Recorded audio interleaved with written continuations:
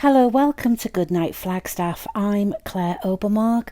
I'm a traditional storyteller. I reside here in northern Arizona, and normally I retell orally stories from memory that have been told to me orally. But of course I also love reading, and it's great to read out a story, and I love listening to stories myself, of course. So thank you for tuning in to our community story time. We have some really exciting news. We're almost done with the Lord of the Rings trilogy, which makes it a great time to make our podcast even better. Starting next week, you will be able to find us on Spotify, Apple Podcasts, Google Podcasts or Stitcher. You will still be able to find all of our previous recording books on YouTube, and we hope to upload them onto our new podcast channel as well. And of course, Creator Radio, our local online radio station, will still be playing the previous chapter each weeknight at about 7:30, just before the new chapter airs. We're currently reading The Return of the King by J.R.R. Tolkein. If you'd like to check it out to read along with us at home, it is available at the library. Check one out today with your Coconino County Library card. Please email us if you'd like to join our team of readers and connect with your community through stories. All ages welcome. Our email is goodnightflagstaff@gmail.com. Now, last time we read together, when the four friends reached the Brandywine, they found a gate blocking their way. The hobbits guarding it wouldn't let them in. So Merry and Pippin climbed over it and chased off the big man, which was Bill Ferny. The next day they continued on the way, seeing many houses missing and trees cut down. Seeing the state of the Shire made them make a plan to deal with the ruffians. When Sam got back, he found the whole village roused. Already, apart from many younger lads, more than 100 sturdy hobbits were assembled with axes and heavy hammers, long knives and stout staves, and a few had hunting bows. More were still coming in from outlying farms. Some of the village folk had lit a large fire just to enliven things, and also because it was one of the things forbidden by the chief. It burned bright as night came on. Others at Merry's orders were setting up barriers across the road at each end of the village. When the sheriffs came up to the lower one, they were dumbfounded, but as soon as they saw how things were, most of them took off their feathers and joined in the revolt. The others slunk away. Sam found Frodo and his friends by the fire, talking to old Tom Cotton, while an admiring crowd of Bywater folk stood round and stared. "Well, what's the next move?" said Farmer Cotton. "I can't say," said Frodo, "until I know more. How many of these ruffians are there?" "Oh, that's hard to tell," said Cotton. "They moves about and comes and goes. There's sometimes 50 of them in their sheds up Hobbiton way, but they go out from there roving round, thieving or gathering, as they call it. Still, there's seldom less than a score round the boss, as they names him. He's at Bag End, or was, but he don't go outside the grounds now. No one's seen him at all, in fact, for a week or two, but the men don't let no one go near." "Hobbiton's not their only place, is it?" said Pippin. "No, more's the pity," said Cotton. "There's a good few down south in Longbottom, and by Sarnford, I hear, and some more lurking in the woody end, and they've sheds at Waymeet. And then there's the lock holes, as they call 'em, the old storage tunnels, and Mitchell Dalvin, that they made into prisons for those who stand up to 'em. Still, I reckon there's not above 300 of them in the Shire, all told, and maybe less. We can master them if we stick together." "Have they any weapons?" asked Merry. "Whips, knives, and clubs. Enough of their dirty work. That's all they've showed so far," said Cotton. "But I dare say they've got other gear if it comes to fighting. Some of bows, anyway. They've shot one or two of our folk." "There you are, Frodo," said Merry. "I knew we should have to fight. Well, they started the killing." "Not exactly," said Cotton. "Leastways, not the shooting. Took started that. You see, your dad, Mr. Peregrine, He's never had no truck with this lot, though, not from the beginning. Said that if anyone was going to play the chief at this time of day, it would be the right thane of the shire and no upstart. And when Lotho sent his men, they got no change out of him. Tooks are lucky. They've got those deep holes in the green hills, the great smiles and all, and the ruffians can't come at 'em. And they won't let the ruffians come on their land. If they do, Tooks hunt 'em. Tooks shot 3 for prowling and robbing. After that, the ruffians turn nastier, and they keep a pretty close watch on Tookland. No one gets in nor out of it now." "Good for the Tooks!" cried Pippin. "But someone is going to get in again now. I am off to the Smiles. Anyone coming with me to Tuckborough?" Pippin rode off with 6 lads on ponies. "See you soon," he cried. "It's only 14 miles or so over the fields. I'll bring you back an army of Tooks in the morning." Merry blew a horn call after them as they rode off into the gathering night, and the people cheered. "All the same," said Frodo to all those who stood near, "I wish for no killing, not even of the ruffians, unless it must be done, to prevent them from hurting hobbits." "All right," said Merry, "but we shall be having a visit from the Hobbiton gang any time now, I think. They won't come just to talk things over. We'll try to deal with them neatly, but we must be prepared for the worst. Now, I've got a plan." "Very good," said Frodo. "You make the arrangements." Just then some hobbits, who had been sent out towards Hobbiton, came running in. "They're coming," they said. "A score or more, but 2 have gone off west across country." "Two-way meet, that'll be," said Cotton. "To fetch more of the gang. Well, it's 15 mile each way. We needn't trouble about 'em just yet." Merry hurried off to give orders. Farmer Cotton cleared the street, sending everyone indoors except the older hobbits who had weapons of some sort. They had not long to wait. Soon they could hear loud voices, and then the tramping of heavy feet. Presently a whole squad of the ruffians came down the road. They saw the barrier and laughed. They did not imagine that there was anything in this little land that would stand up to 20 of their kind together. The hobbits opened the barrier and stood aside. "Thank you," the men jeered. "Now run home to bed before you're whipped." Then they marched along the street shouting, "Put those lights out! Get indoors and stay there, or we'll take 50 of you to the lockholes for a year. Get in! The boss is losing his temper." No one paid any heed to their orders, but as the ruffians passed, they closed in quietly behind and followed them. When the men reached the fire, there was Farmer Cotton standing all alone, warming his hands. "Who are you, and what do you think you're doing?" said the ruffian leader. Farmer Cotton looked at him slowly. "I was just going to ask you that," he said. "This isn't your country, and you're not wanted." "Well, you're wanted anyhow," said the leader. "We want you. Take him, lads, lock holes for him, and give him something to keep him quiet." The men took one step forward and stopped short. There rose a roar of voices all around them, and suddenly they were aware that Farmer Cotton was not all alone. They were surrounded. In the dark, on the edge of the firelight, stood a ring of hobbits that had crept up out of the shadows. There were nearly 200 of them, all holding some weapon. Merry stepped forward. "We have met before," he said to the leader, "and I warned you not to come back here. I warn you again. You are standing in the light and you are covered by archers. If you lay a finger on this farmer or on anyone else, you will be shot at once. Lay down any weapons that you have." The leader looked round. He was trapped, but he was not scared. Not now with a score of his fellows to back him. He knew too little of hobbits to understand his peril. Foolishly, he decided to fight. It would be easy to break out. "At 'em, lads!" he cried. "Let 'em have it!"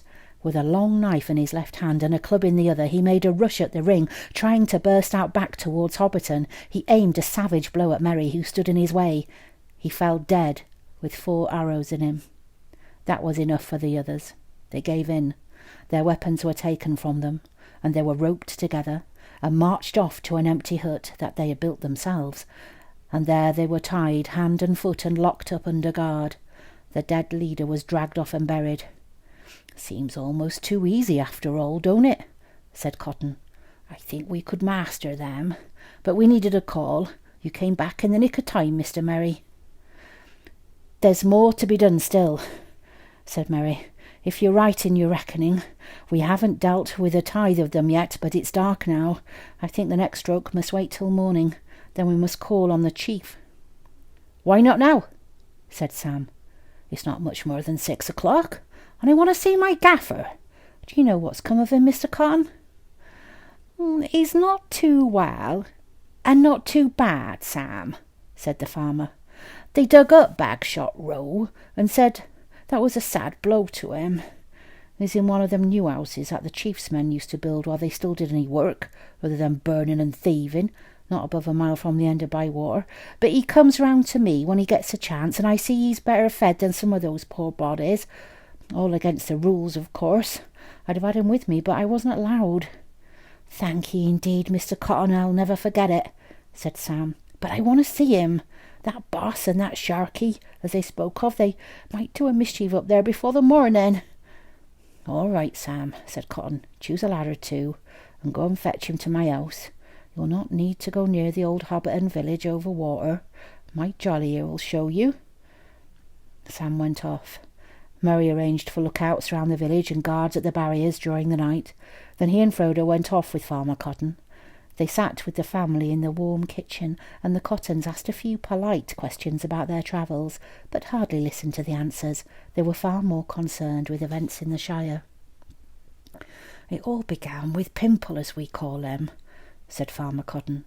"And it began as soon as you'd gone off, Mr. Frodo. He'd funny ideas, had Pimple. Seems he wanted to own everything himself, and then order other folk about. It soon came out that he already did own a sight more than was good for him, and he was always grabbing more, though where he got the money was a mystery.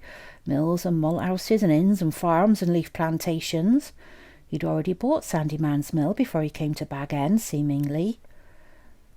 Of course, he started with a lot of property in the South Farthing, which he had from his dad, and it seems he'd been selling a lot of the best leaf and sending it away quietly for a year or two. But at the end of last year he began sending away loads of stuff, not only leaf. Things began to get short, and with winter coming on too, folk got angry, but he had his answer. A lot of men, ruffians mostly, came with great wagons, some to carry off the goods south away and others to stay, and more came, and before he knew where we were, they were planted here and there all over the Shire, and were felling trees and digging and building themselves sheds and houses just as they liked. At first goods and damage was paid for by Pimple, but soon they began lording it around and taking what they wanted. And then there was a bit of trouble, but not enough. Old Will the mayor set off a Bag End to protest, but he never got there. Ruffians laid hands on him and took him and locked him up in a hole in Mitchell Delvin, and there he is now. And after that, it would be soon after New Year. There wasn't no more mayor, and Pimple called himself Chief Sheriff, or just Chief, and did as he liked. And if anyone got uppish, as they called it, they followed Will. So things went from bad to worse. There wasn't no smoke left, save for the men, and the chief didn't hold with beer, save for his men, and closed all the inns, and everything except rules got shorter and shorter, unless one could hide a bit of one's own where the ruffians went round gathering stuff up for fair distribution, which meant they got it, and we didn't, except for the leavings, which you could have at the sheriff houses if you could stomach 'em. All very bad. But since Sharkey came, it's been plain ruination." "Who is this Sharkey?" said Mary. "I heard one of the ruffians speak of him." "The biggest ruffian of the lot, seemingly," answered Cotton. "It was about last harvest, end of September maybe, that we first heard of him.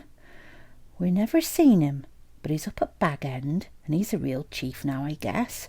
All the ruffians do what he says, and what he says is mostly hack, burn and ruin, and now it's come to killing. There's no longer even any bad sense in it. They cut down trees and let 'em lie. They burn houses and build no more. Take Sandyman's mill now. Pimple knocked it down almost as soon as he came to Bag End. Then he brought in a load of old dirty-looking men to build a bigger one and fill it full of wheels and outlandish contraptions. Only that fool Ted was pleased by that, and he works there cleaning wheels for the men, where his dad was the miller and his own master. Pimple's idea was to grind more faster, or so he said. He's got other mills like it, but you've got to have grace before you can grind, and there was no more for the new mill to do than for the old. But since Sharkey came, they don't grind no more corn at all. They're always a hammering and a letting out a smoke and a stench, and there ain't no peace even at night in Hobbiton, and they pour out filth o' purpose. They've fouled all the lower water, and it's getting down into Brandywine. If they want to make the Shire into a desert, they're going the right way about it. I don't believe that fool of a Pimple's behind all this. It's Sharkey, I say." "That's right," put in young Tom. "Why, they even took Pimple's old ma, that Lobelia, and he was fond of her, if no one else was. Some of the Abberton folk, they saw it. She comes down the lane with her old umbrella. Some of the ruffians were going up with a big cart. 'Where you be going?' says she. 'To Bag End,' says they. 'What for?' says she. 'To put up some sheds for Sharkey,' says they. 'Who said you could?' says she. 'Sharkey,' says they. 'So get out the road, old haglim. I'll give you, Sharkey, you dirty thieving ruffians,' says she, and ups with her umbrella and goes for the leader, near twice her size. So they took her, dragged her off to the lockholes at her age too. It took others we miss more, but there's no denying she showed more spirit than most." Into the middle of this talk came Sam, bursting in with his gaffer. Old Gamgee did not look much older, but he was a little deafer. "Good evening, Mr. Baggins," he said. "Glad indeed I am to see you safe back. But I've a bone to pick with you, in a manner of speaking, if I may make so bold. You didn't never ought to have sold Bag End, as I always said, and that's what started all the mischief. And while you've been trespassing in foreign parts, chasing black men up mountains, from what my Sam says, though what for I don't make clear, they've been and dug up Bagshot Row and ruined my taters." "I am very sorry, Mr. Gamgee," said Frodo, "but now I've come back, I'll do my best to make amends." "Well, you can't say fairer than that," said the gaffer. "Mr. Frodo Baggins is a real gentle hobbit, I always have said, whatever you may think of some of others of the same name, begging your pardon, and I hope my Sam's behaved himself and given satisfaction." "Perfect satisfaction, Mr. Gamgee," said Frodo. "Indeed, if you will believe it, he's now one of the most famous people in all the lands, and they are making songs about his deeds from here to the sea and beyond the great river." Sam blushed, but he looked gratefully at Frodo, for Rose's eyes were shining, and she was smiling at him. "It takes a lot of believing," said the gaffer, "though I can see he's been mixing in strange company. What's come of his waistcoat? It don't hold wearing ironmongery whether it wears well or no." Farmer Cotton's household and all his guests were up early next morning. Nothing had been heard in the night, but more trouble was certainly come before the day was old. "Seems as if none of the ruffians were left up at Bag End," said Cotton, "but the gang from Waymeet will be along any time now." After breakfast a messenger from the Tool Land rolled in. He was in high spirits. "The Thane has raised all our country," he said, "and the news is going like fire all ways. The ruffians that were watching our land have fled off south, those that escaped alive. The Thane has gone after them to hold off the big gang down that way, but he sent Mr. Peregrine back with all the other folk he can spare." The next news was less good. Mary, who had been out all night, came riding in about 10 o'clock. "There's a big band about 4 miles away," he said. "They're coming along the road from Waymeet, but a good many stray ruffians have joined up with them. There must be close on 100 of them, and they're fire-raising as they come. Curse them! Ah, this lot won't stay to talk. They'll kill if they can," said Farmer Cotton. "If Tooks don't come sooner, we'd best get behind cover and shoot without arguing. There's got to be some fighting before this is settled, Mr. Frodo." The Tooks did come sooner. Before long they marched in 100 strong from Tuckborough and the Green Hills, with Pippin at their head. Merry now had enough sturdy hobbitry to deal with the ruffians. Scouts reported that they were keeping close together. They knew that the countryside had risen against them, and plainly meant to deal with the rebellion ruthlessly at its centre in Bywater. But however grim they might be, they seemed to have no leader among them who understood warfare. They came on without any precautions. Merry laid his plans quickly. The ruffians came tramping along the east road, and without halting turned up the Bywater road, which ran for some way sloping up between high banks with low hedges on top. Round a bend, about a furlong from the main road, they met a stout barrier of old farm carts upturned. That halted them. At the same moment they became aware that the hedges on both sides, just above their heads, were all lined with hobbits. Behind them, other hobbits now pushed out some more wagons that had been hidden in a field and so blocked the way back. A voice spoke to them from above. "Well, you have walked into a trap," said Merry. "Your fellows from Hobbiton did the same, and one is dead and the rest are prisoners. Lay down your weapons, then go back 20 paces and sit down. Any who try to break out will be shot." But the ruffians could not now be cowed so easily. A few of them obeyed, but were immediately set on by their fellows. A score or more broke back and charged the wagons. 6 were shot, but the remainder burst out, killing 2 hobbits, and then scattering across country in the direction of the woody end. 2 more fell as they ran. Merry blew a loud horn call, and there were answering calls from a distance. "They won't get far," said Pippin. "All that country is alive with our hunters now." Behind, the trapped men in the lane, still about 80, tried to climb the barrier and the banks, and the hobbits were obliged to shoot many of them or hew them with axes. But many of the strongest and most desperate got out on the west side and attacked their enemies fiercely, being now more bent on killing than escaping. Several hobbits fell, and the rest were wavering, when Merry and Pippin, and were on the east side, came across and charged the ruffians. Merry himself slew the leader, a great squint-eyed brute like a huge orc. Then he drew his forces off, encircling the last remnant of the men in a wide ring of archers. At last all was over. Nearly 70 of the ruffians lay dead on the field, and a dozen were prisoners. 19 hobbits were killed, and some 30 were wounded. The dead ruffians were laden on wagons and hauled off to an old sandpit nearby, and there buried, in the battle pit, as it was afterwards called. The fallen hobbits were laid together in a grave on the hillside, where later a great stone was set up with a garden about it.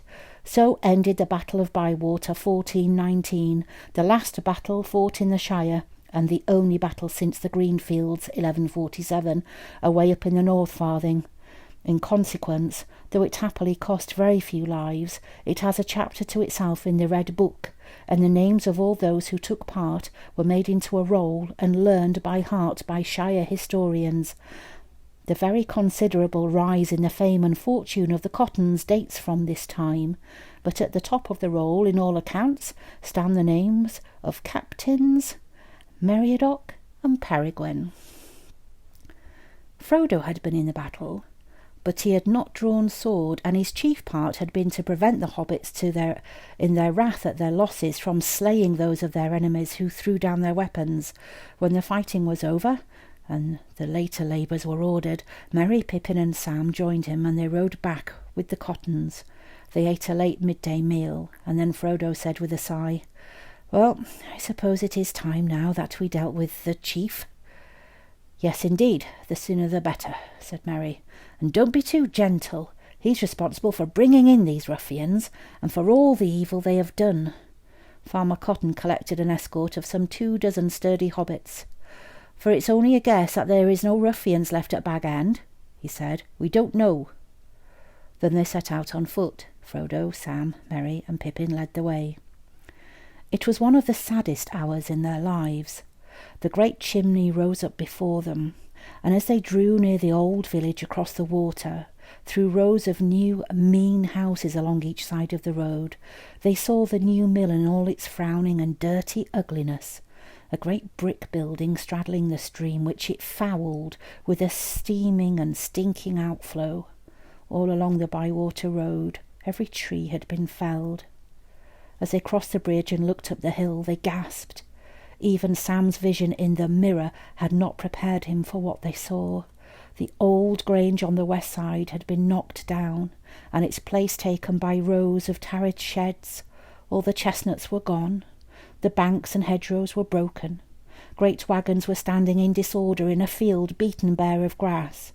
Bagshot Row was a yawning sand and gravel quarry. Bag End up beyond could not be seen for a clutter of large huts. "They've cut it down," cried Sam. "They've cut down the party tree." He pointed to where the tree had stood under which Bilbo had made his farewell speech. It was lying lopped and dead in the field. As if this was the last straw, Sam burst into tears. A laugh put an end to them. There was a surly hobbit lounging over the low wall of the mill yard. He was grimy-faced and black-handed. "Don't 'ee like it, Sam?" he sneered. "But you always was soft. I thought you'd gone off in one of them ships you used to prattle about, sailing. What do you want to come back for?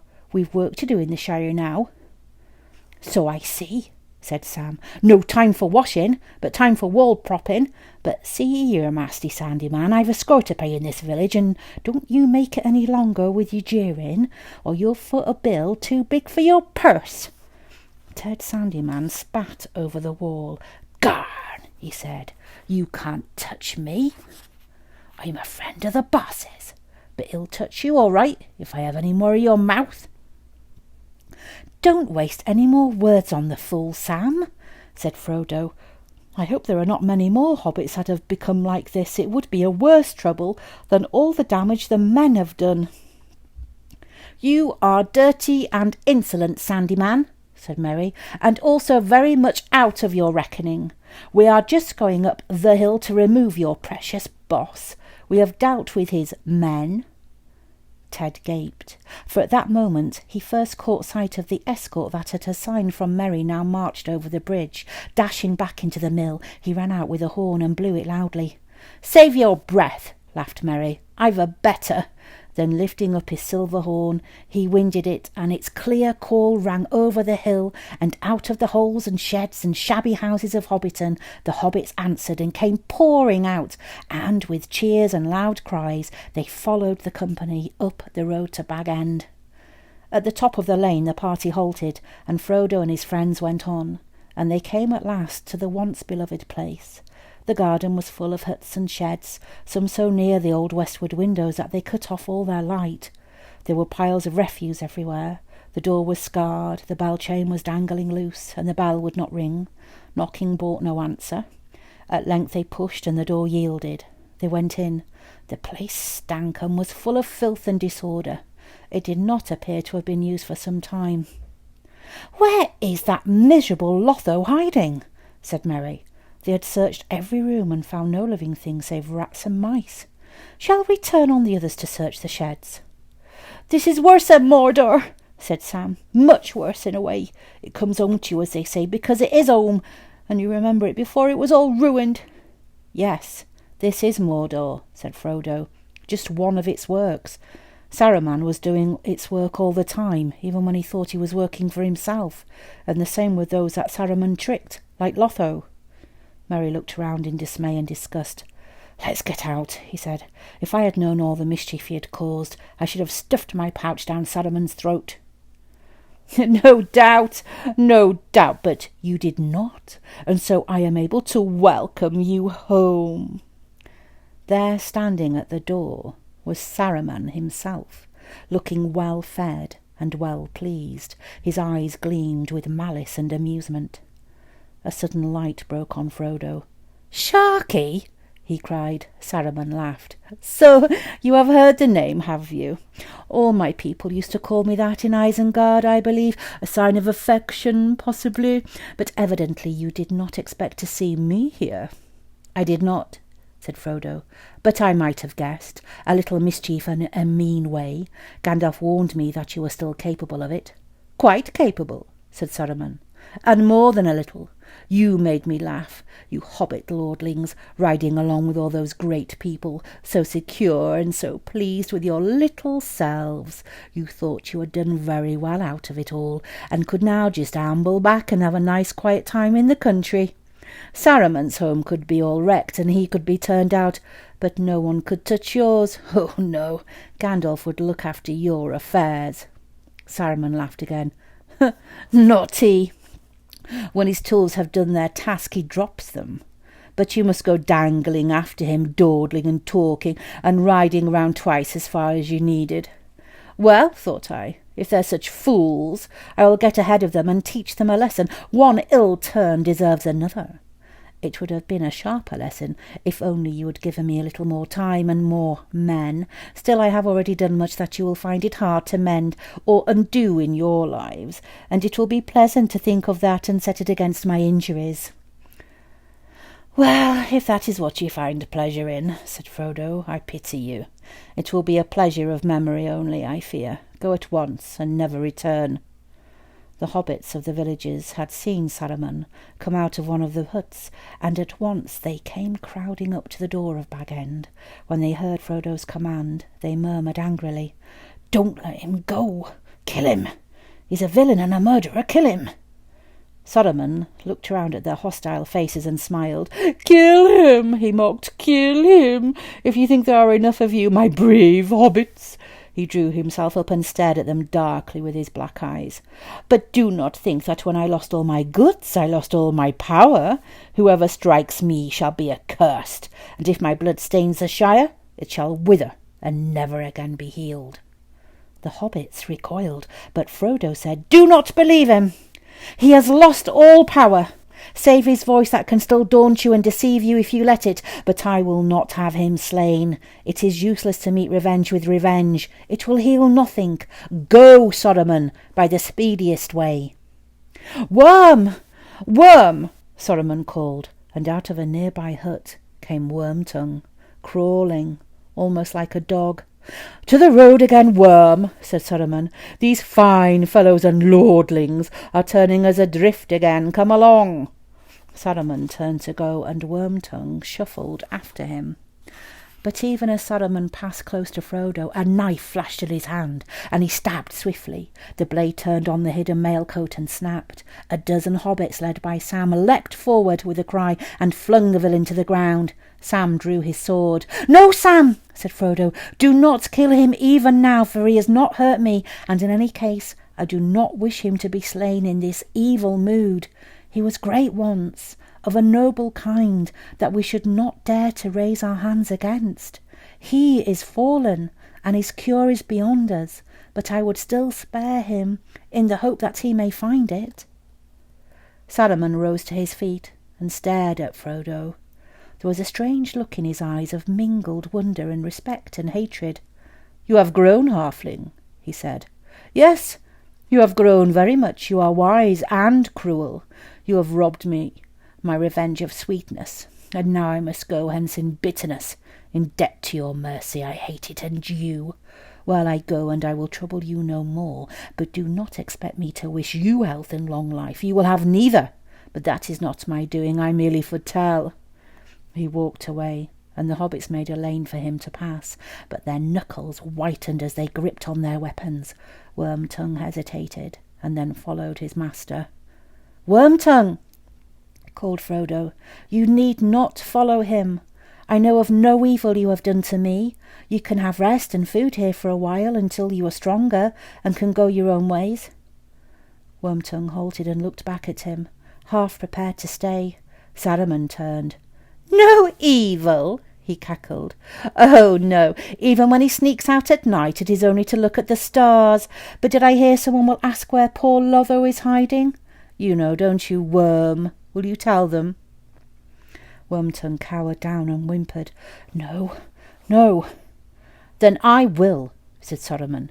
"Worm killed your chief. Poor little fellow, your nice little boss. Didn't you, Worm? Stabbed him in his sleep, I believe. Buried him, I hope, though Worm has been very hungry lately.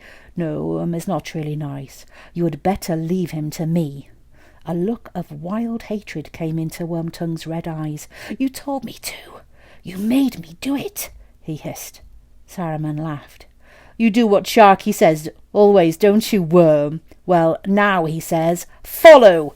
He kicked Wormtongue in the face as he grovelled and turned and made off. But at that something snapped.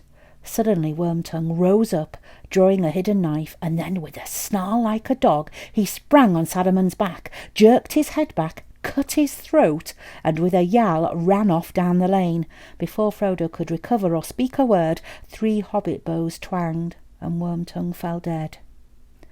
To the dismay of those that stood by, about the body of Saruman, a grey mist gathered, and rising slowly to a great height, like smoke from a fire, as a pale shrouded figure it loomed over the hill. For a moment it wavered, looking to the west, but out of the west came a cold wind, and it bent away, and with a sigh dissolved into nothing.